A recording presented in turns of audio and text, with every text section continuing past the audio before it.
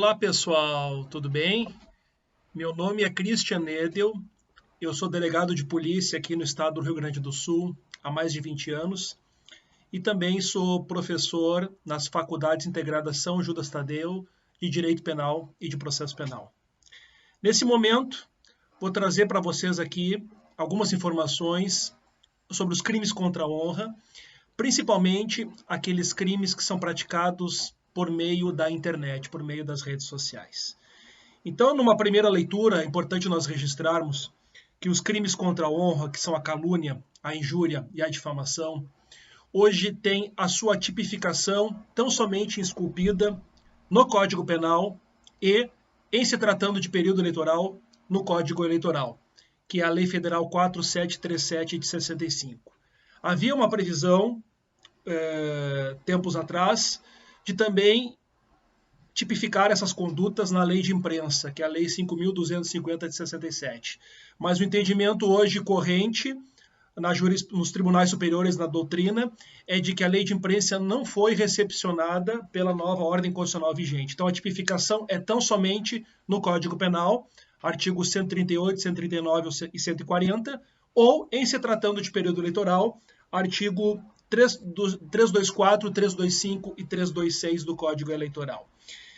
Em princípio, qualquer pessoa pode figurar como sujeito ativo dos crimes contra a honra, com exceção daqueles que detêm imunidades parlamentares e diplomáticas. Então, os deputados federais, os senadores, os deputados estaduais e também os vereadores no município em que exercem a vereança estarão imunes a esses chamados delitos de opinião.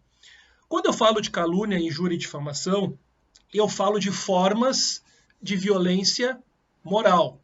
Inclusive, a Lei Maria da Penha, que é a Lei 11.340 de 2006, no seu artigo 7º, inciso 5º, esculpiu as calúnias, injúrias e difamações como formas de violência moral a justificar a aplicação dos mecanismos previstos na Lei Protetiva Maria da Penha.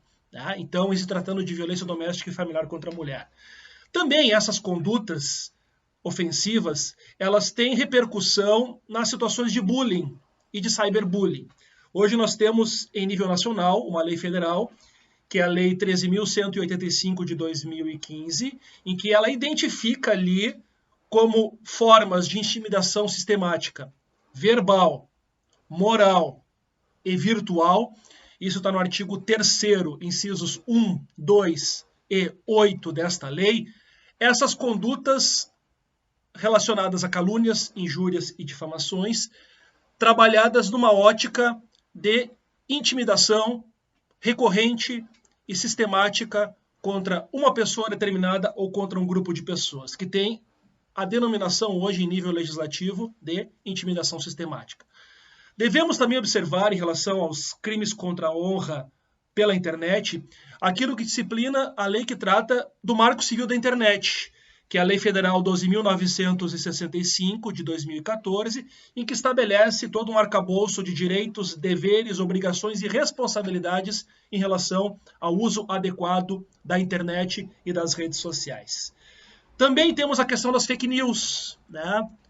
Os crimes contra a honra, de calúnia, difamação e injúria, quando praticados de forma em que seja potencializada a divulgação dessas informações, muitas vezes falsas, muitas vezes inverídicas, justifica uma causa de aumento de pena, lá no artigo 141, inciso 3 do Código Penal, que seria, então, uma espécie de crime contra a honra majorado, seja calúnia, seja difamação, seja injúria. Por fim, a questão da competência. Então, em princípio, a competência para julgar crimes contra a honra, mesmo aqueles praticados no âmbito da internet, é justiça estadual.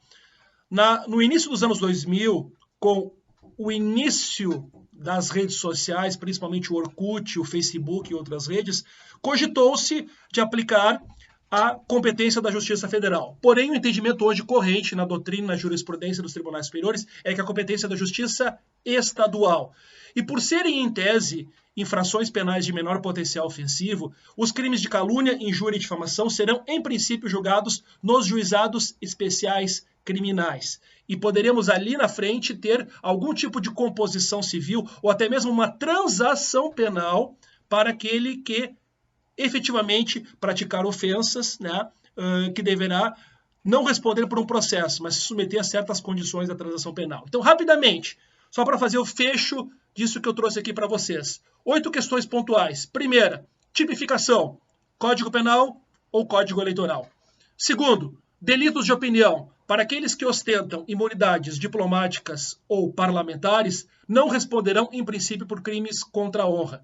Terceiro, nós temos previsão na Lei Maria da Penha da violência moral. Quarto, intimidação sistemática. Lei Federal 13.185 de 2015. Nós temos também a previsão dessa intimidação sistemática verbal, moral ou virtual como atos relacionados a situações de calúnia, difamação e injúria.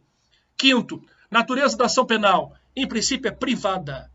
Existe a necessidade de representação, de manifestação de vontade da vítima e querer processar o ofensor. Sexto, Marco Civil da Internet, Lei Federal 12.965 de 2014, tem que ser respeitado. Sétimo, fake news, possibilidade de causa de aumento de pena nos crimes contra a honra. Por fim, competência 8, em regra, Justiça Estadual, Juizado Especial Criminal. Uma saudação a todos vocês e um abraço. Tchau.